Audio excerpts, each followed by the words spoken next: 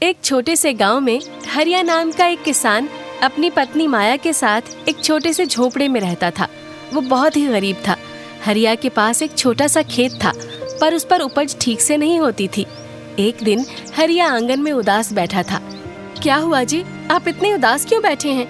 हाँ, उदासी तो हमारे जीवन में ऐसे घर कर गई है, जाने का नाम ही नहीं लेती। समझ नहीं आता कि आगे का जीवन हमारा कैसे गुजरेगा। ऐसे क्यों बोलते हो जी? ऊपर वाले ने अगर जीवन दिया है तो उसके जीने के लिए साधन भी तो दिए हैं। हमारे ये दो हाथ, हम दोनों मिलकर अपने खेतों में खूब मेहनत करेंगे, फिर देखना हमारे खेत भी दूसरों के खेत की तरह हरे भरे होंगे। काश तुम्हारी हर बात सच हो। अभी मुझे जाना होगा, खेतों में बहुत काम है। ठीक है, फिर मैं भी चलती हूँ आपके साथ। दोनों पति पत्नी अपने खेतों पर जाते हैं। तभी रास्ते में झाड़ियों के अंदर उन्हें कुछ दिखाई पड़ता है। माया रुको, जरा देखो, उधर कुछ है। चलो चल कर देखते हैं, आखिर क्या चीज है वो। झाड़ियों के नजदीक पहुँचते ही ये तो कोई बैलगाड़ी मालूम पड़ती है। शायद किसी ने फेंक दिया है इसे यहाँ। काफी टूटी फूटी है, इसलिए शायद फेंक दी होगी। पर माया, मैं सोच रहा हूँ कि ये हमारे कुछ काम आ सकती है। क्यों न हम इसे घर ले चलें? इसकी हालत देखकर तो नहीं लगता कि ये बैलगाड़ी हमारे कुछ काम आएगी। और वैसे भी हमारे पास बैल भी तो नहीं।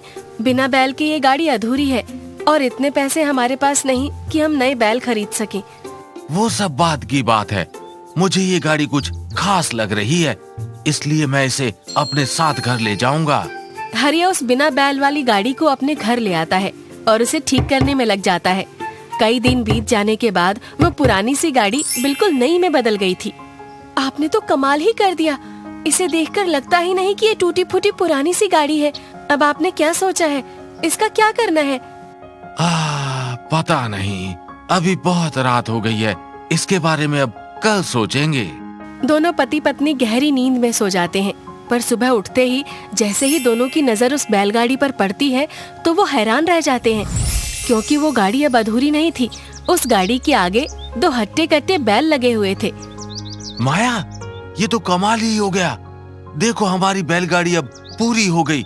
मुझे तो पहले ही लग रहा था कि इसमें कुछ खास है। पर सोचने वाली बात ये है कि ये बैलगाड़ी आई कहाँ से?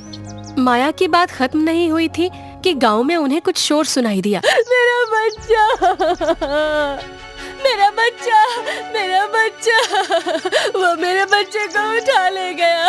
कोई तो बचा लो मेरे बच्चे को, मेरा बच्चा। क्या हुआ भाई? ये कमला बहन अपने बच्चे को लेकर इतना क्यों रो रही है? क्या हुआ इनके बच्चे को? अभी अभी थोड़ी देर पहले एक सियार गांव में चुपचाप घुस आया और कमला बहन के 2 साल के बच्चे को उठा कर ले गया। तुम सब खड़े खड़े क्या देख रहे हो?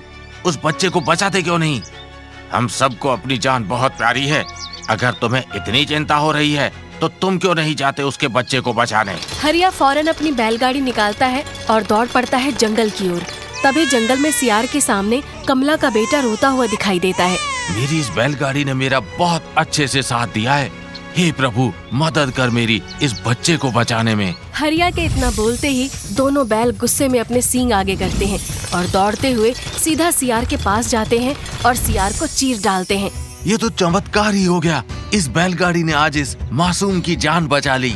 गांव पहुंचते ही हरिया कमला को उसका बच्चा सौंप देता है। तुम्हारा बहुत बहुत शुक्रिया भैया। आज तुमने मेरे बच्चे की जान बचाकर मुझ पे बहुत बड़ा एहसान किया है। जो हम सब मिलकर नहीं कर सके, वो तुमने आज अकेले कर दिखाया। हरिया, इतना साहस तुम्हारे अंदर कहाँ से आया? मैंने कुछ नहीं किया। ये सब तो मेरी बैलगाड़ी का चमत्कार है। इन्हीं बैलों ने उस सियार को मारा और बच्चे की जान बचाई। पर पता नहीं, इस बैलगाड़ी पर बैठते ही कुछ अजीब सी शक्ति महसूस हुई मुझे।